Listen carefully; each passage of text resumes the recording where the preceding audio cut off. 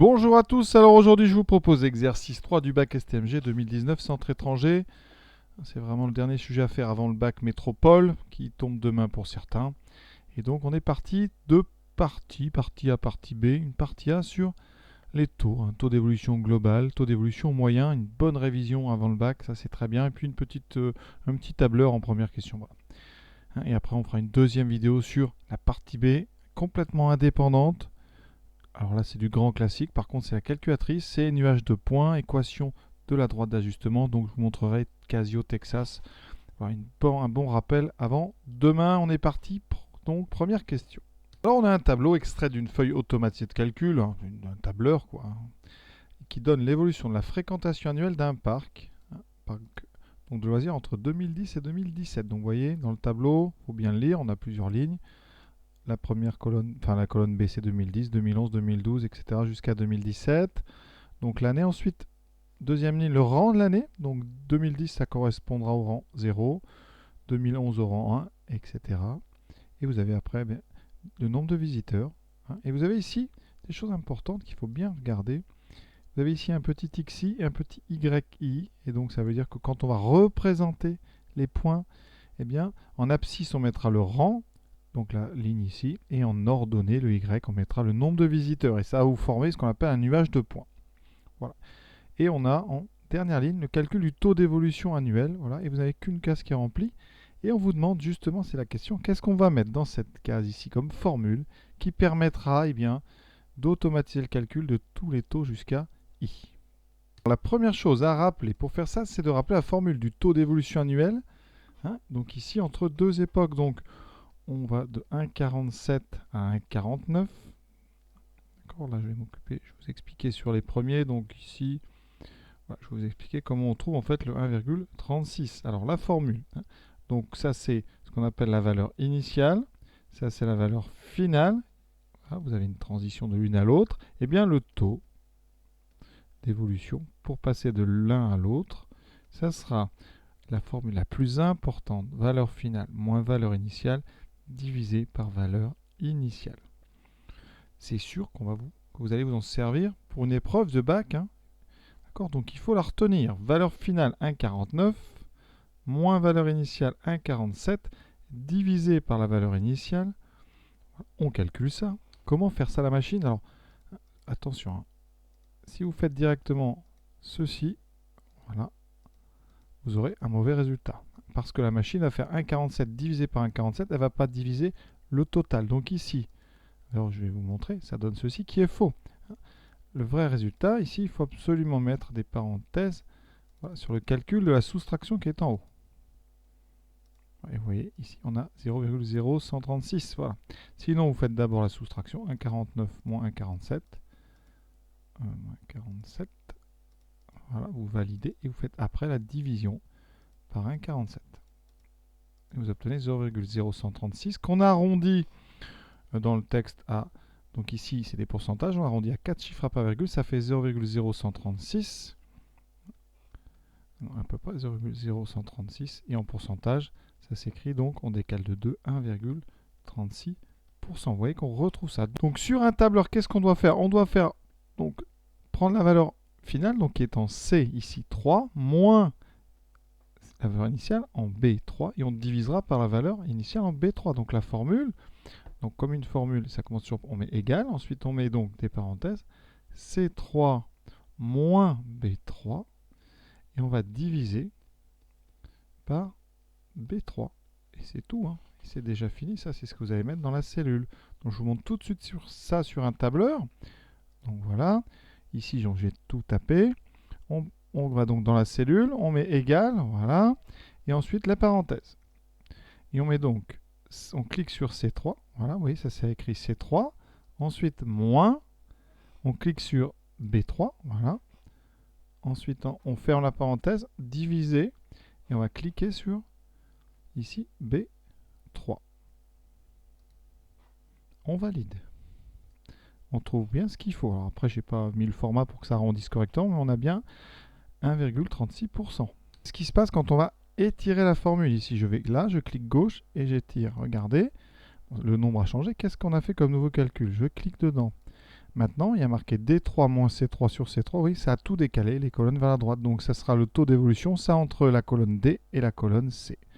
Et quand on réétire jusqu'au bout, à chaque étape, on calcule le taux d'évolution par rapport donc à la case précédente. Et voilà donc comment on remplit tout un tableur. Et on a déjà terminé cette première question.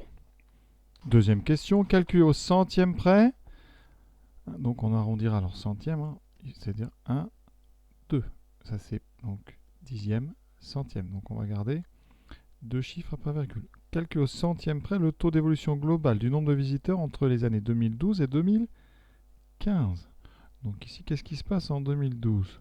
Nombre de visiteurs en 2012, c'est donc 1,6 million.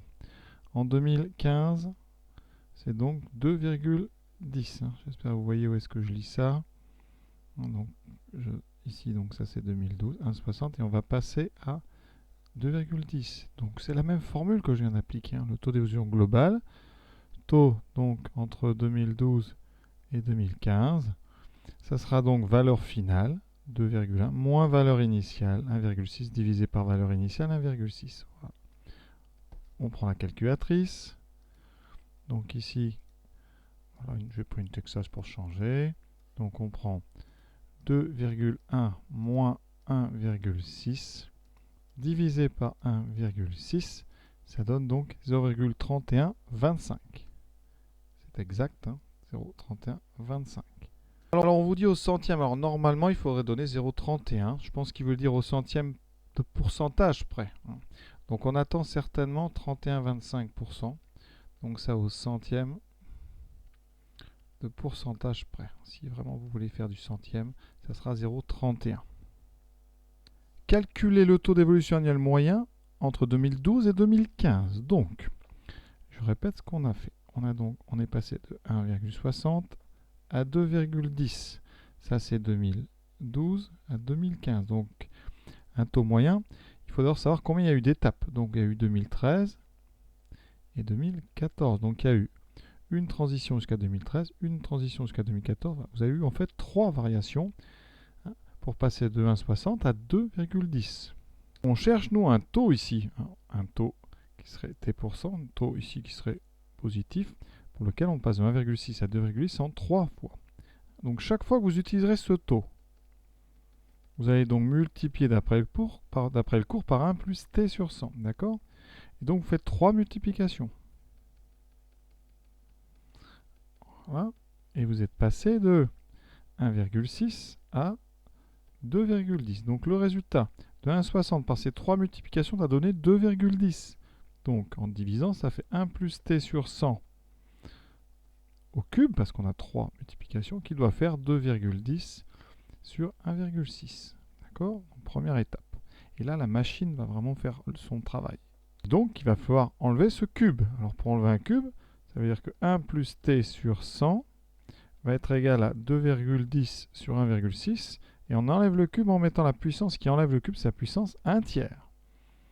Donc ici, on fait donc 2,10 divisé par 1,60 à la puissance, on met des parenthèses, la puissance n'est pas passée, puissance 1 tiers, 1 divisé par 3. Ça va vous donner un nombre. Ce nombre, c'est 1 plus t sur 100, d'accord? Donc ça veut dire que t sur 100, c'est 1,09. Ce 1 plus t sur 100, c'est donc le coefficient de votre évolution moyenne. Donc ici, 1 plus t sur 100, ça fait 1,0948. On va arrondir au dixième en pourcentage, donc il faut... Alors le dixième de pourcentage, il faut 3 chiffres après virgule. Donc là, ça veut dire que donc, t sur 100 vaut donc 0,950. Alors ici, 1, 2, 3, oui. 0,095. Et donc, t est à peu près égal à 9,5%. Donc si vous faites 9,5% pendant 3 ans, vous allez passer de 1,6 à 2,10. La formule pour calculer directement le taux moyen, c'est donc valeur finale divisé par valeur initiale, ça s'appelle le coefficient global, puissance 1 sur le nombre d'étapes, donc je vais mettre ici n, voilà, ça dépend combien vous avez d'étapes, ici on en avait 3, et vous faites moins 1. Ce moins 1, c'est le 1 que vous avez ici, et donc je vais vous montrer tout de suite, ça aurait pu comme ça. Donc avec la Casio, donc je fais valeur finale 2,1, enfin 2,10 divisé par 1,60. puissance 1 divisé par 3 moins 1. Et tout de suite, vous avez exactement le taux. Si vous voulez l'avoir en pourcentage, vous faites x 100. Et vous avez 9,58.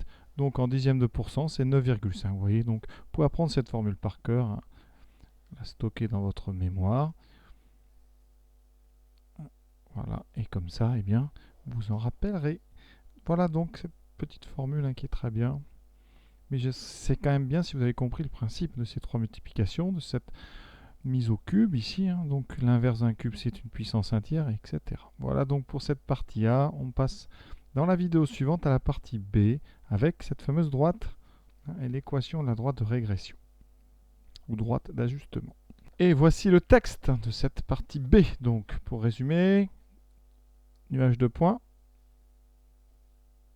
Ensuite, équation de la droite d'ajustement, estimation à l'aide de cette équation, et ensuite estimation, hein, pour avoir une fréquentation annuelle qui va dépasser un certain nombre. Voilà donc très grand classique, à bientôt.